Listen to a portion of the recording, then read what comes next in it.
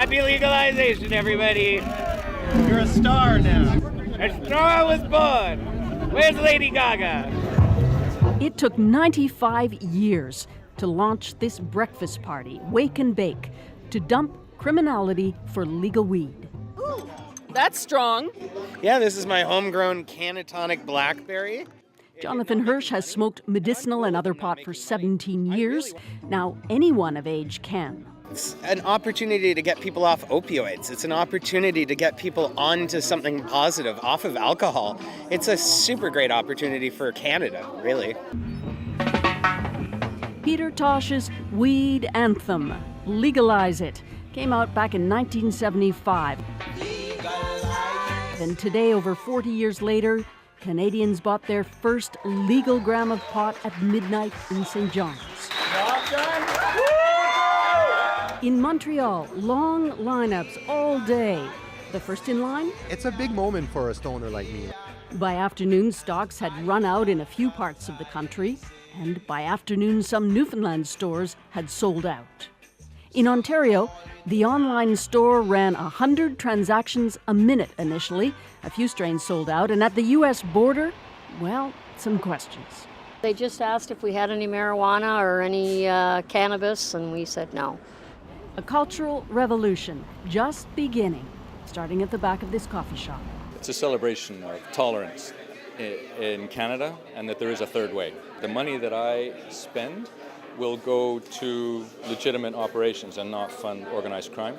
The government has staked its success on shutting down the illegal market, but pot habits die hard. Dave Eakins has made glass pipes and bongs quietly for years. Have you been a smoker as well in the past? Yeah, sorry, Mom. Where did you get your weed today? I just got it from a friend. Are you going to migrate to the legal buying? I haven't really put much thought into it. Dispensaries are still strictly illegal. Is this open? No? Is it closed for good, or are you telling them to go somewhere else? No, I'm telling you they're closed. They're closed. Not exactly. Later, she gave our colleague a card sending her to this dispensary, which she was told will reopen tomorrow.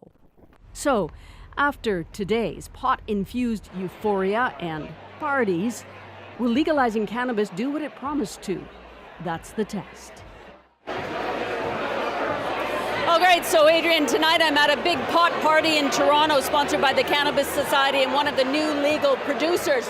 The CEO told me it was a big day, bigger than he expected. A third of his product alone already sold out across the country.